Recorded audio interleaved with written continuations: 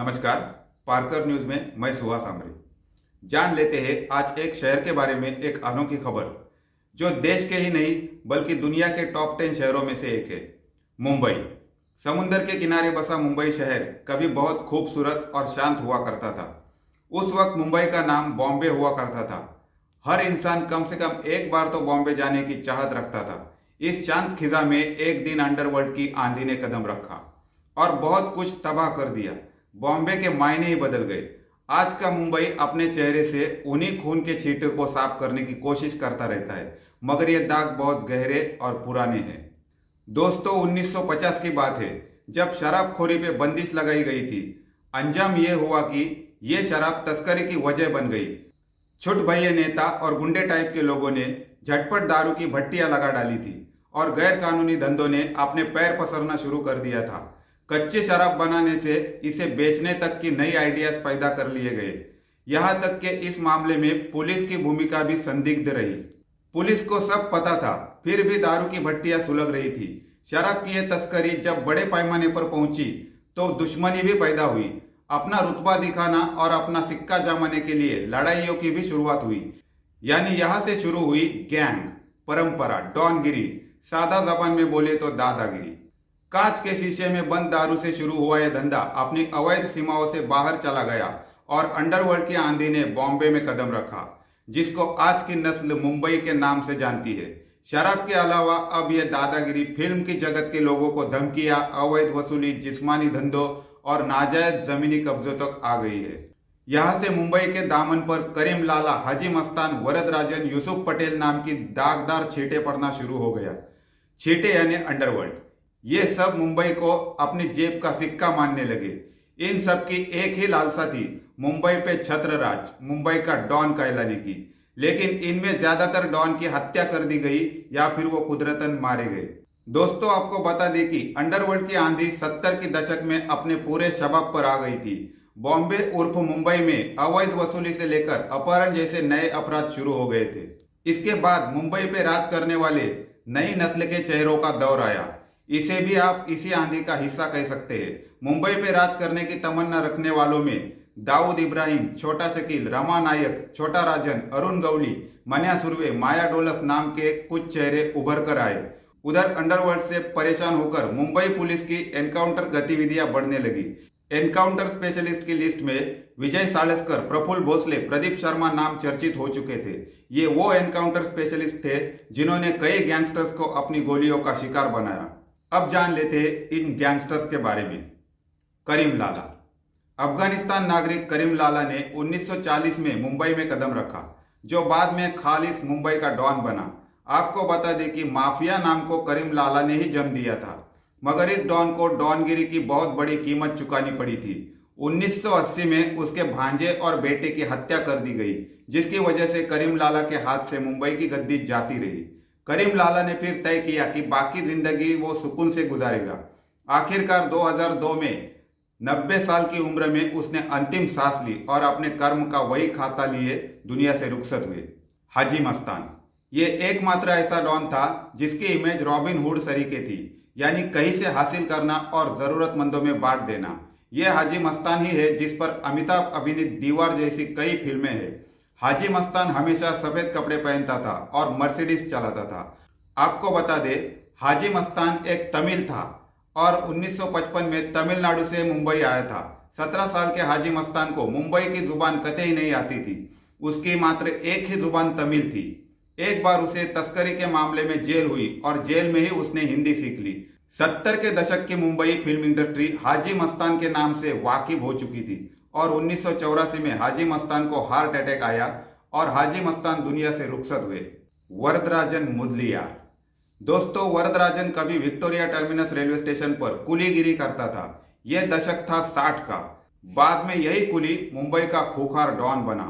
इस गैंगस्टर का ग्रुप काफी बड़ा था। आपको बता दें कि वरदराजन मुंबई की स्लम बस्ती और माटुंगा के बीच के झगड़ों की सुनवाई किया करता था, यानी कि गुंडों के वर्चस्व की हदों को अपने अपनी लिमिट में रहकर काम करने की ताकीद और कॉम्प्रोमाइज। इन कामों से उसे भरपूर फायदा मिलता था और इसके अलावा वरदराजन के गुनाहों की लिस्ट लंबी रही। 1980 में वरदराजन की हरकतों से परेशान होकर पुलिस ने उसे निपटाने के लिए घेराबंदी शुरू की। आखिरकार वरदराजन को मुंबई से अपनी जान बचाकर तमिलनाडु भागना पड़ा। शायद इस गैंगस्टर की मौत तमिलनाडु में ही होनी थी और 1988 में गुनाहों के रास्तों पर दौड़ने वाले वरदराजन के कदम बेजान हो गए और उसने वही तमिलनाडु में दम तोड़ दिया। यूसुफ पटेल। दोस्तों, देखा जाए तो यूसुफ पटेल ने शुरुआती दौर में अंडरवर्ल्ड डॉन हाजी मस्तान की उंगली ही थामी थी और तस्करी की चाल चलना सीखा था। हालांकि बाद में उसने अपना रास्ता, अपना धंधा बदल दिया। 80 के दशक में उसने फर्जी कंस्ट्रक्शन कंपनी खोल ली। अब वो जमीनों की रिकॉर्ड में छेड़छाड़ करने लगा था, यानी अब वो भू माफिया बन गया। उसका नाम कई जमीन घोटालों में शामिल रहा और जो काफी चर्चित रहे। यूसुफ पटेल की किस्मत ही रही कि वो पुलिस की गोली का शिकार ना होकर उसने अपनी बाकी की जिंदगी सुकून से गुजारी। ये और बात है कि उसकी जिंदगी दागदार बनी रही। बड़ा राजन। बड़ा राजन का असली नाम राजन नायर था। ये वही राजन है जिसका हाथ छोटा राजन के सर पे था, जिसकी वजह से छोटा राजन अपराध की दुनिया में पनप गया। शुरू में बड़ा राजन टिकटों की ब्लैक करता था। उन दिनों फिल्मी टिकटों की कालाबाजारी हुआ करती थी। बड़ा राजन ने मुदलियार और दाऊद इब्राहिम से हाथ मिलाकर अंडरवर्ल्ड की दुनिया में रफ्तार पकड़ ली, लेकिन जल्दी ही इनके आपराधिक रिश्तों में खटास पड़ गई और इस खटास का नतीजा यह निकला कि 1983 में बड़ा राजन का मर्डर कर दिया गया, यानी एक और डॉन अपनी ही करनी के हाथों काल का निवाला बन गया। दाऊद इब्राहिम। दोस्तों, दाऊद का पूरा नाम दाऊद इब्राहिम कास्कर है। उसके पिता एक पुलिस कांस्टेबल थे। बचपन से ही दाऊद की आंखों ने गैंग वॉर के मंजर देखे थे, जिनका असर उसकी जवानी पर पड़ा। उसने अपने पिता के पुलिस रुतबिया का फायदा उठाते हुए लोगों से वसूली करना शुरू कर दिया। करीम लाला की गैंग से जुड़ने में भी उसने जल्दबाजी दिखाई।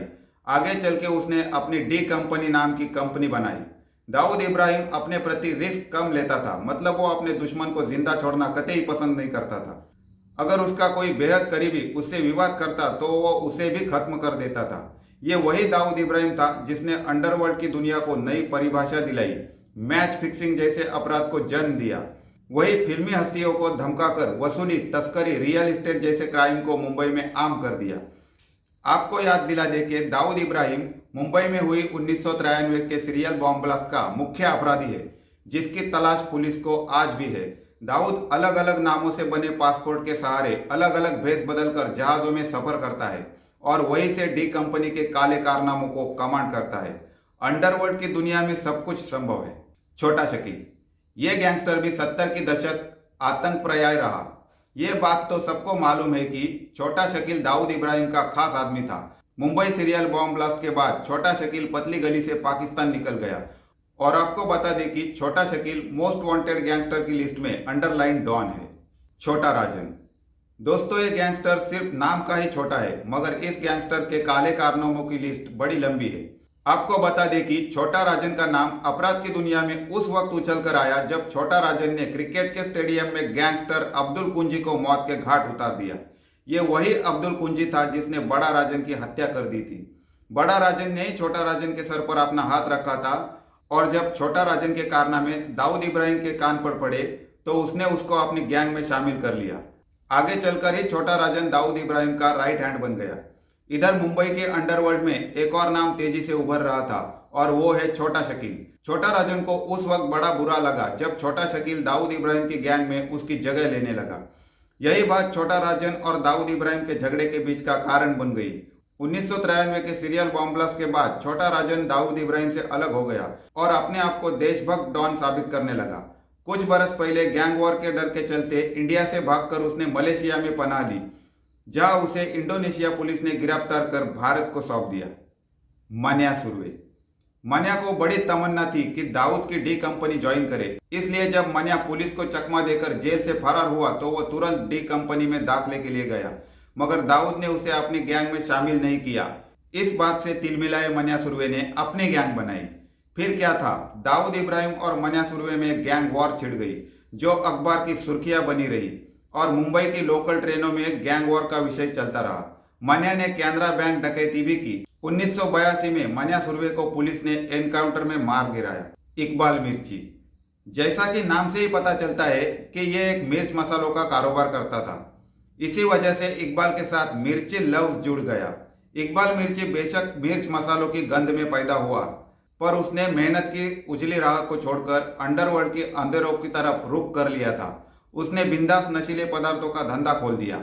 इसके साथ ही उसने फिशरमैन नामक नाइट क्लब भी खोल दिया, जिसकी आड़ में कई गैर कानूनी धंधे होते थे। मिर्ची के ये अपराध जारी रहे। कानून की पकड़ से बचने के लिए वो यूनाइटेड किंगडम जा पहुंचा। वहां पे रहकर भी मिर्ची डी कंपनी की नशीली पदार्थों की कमांड संभालता रहा। सन 2013 में मिर्ची को मौत ने आ दबोचा। उसे हार्ट अटैक आया। इस अटैक से यह गैंगस्टर नहीं बच पाया। माया डोलस ये भी दाऊद इब्राहिम की चुनिंदा लोगों में से एक था, मगर दाऊद के साथ किसी बात पर उसके संबंध खट्टे होने पर उसने दाऊद से रिश्ता तोड़ दिया। कहा जाता है कि माया डोलस की इस हरकत से दाऊद इब्राहिम अच्छा खासा नाराज हो गया। उसने एक चाल चली और माया डोलस को पुलिस के हाथों एनकाउंटर करवा के मरवाया। अरुण गौली ये एक ऐसा नाम है जिसका खौफ और साथ ही शोहरत पूरी दुनिया में है। अरुण गौली पर कई फिल्में आई है। अरुण गौली 1950 में अपने पिता के साथ खंडवा से मुंबई आया। गरीबी की वजह से गौली को 5वीं कक्षा से स्कूल छोड़ना पड़ा। वो अपने पिता के साथ दूध बेचने लगा, लेकिन इसकी भूख बहुत बड़ी थी, इसलिए वह पहले रामा नाइक गैंग में शामिल हुआ। बाद में खटाव मिल की नौकरी छोड़ के उसने अमर नाइक गैंग ज्वाइन कर ली और यहीं से गौली की गुनहगारी का सफर शुरू हुआ। 1986 में उसे हत्या के जुर्म में पहली बार जेल हुई। 90 के दशक में वो पुलिस के लिए हैरानी बन चुके थे। बाद में गौली को टाड़ा लग गया। 1998 में गौली ने एक पॉलिटिकल पार्टी बनाई जिसके वो आमदार भी रह चुके हैं। गौली अब जेल में ग्रेजुएशन कर रहे हैं। ये एक ऐसा गैंगस्टर हो गया जो लोगों के दिलों में मसीहा बनकर रह गया। दोस्तों, ये थी गुमराह राह की गुनहगार मुसाफिरों की मुख्तसर सी दास्तां, जिनको सहकर भी आज मुंबई शहर अपना अस्तित्व और अपनी शोहरत संभाले शान से खड़ा है। धन्यवाद।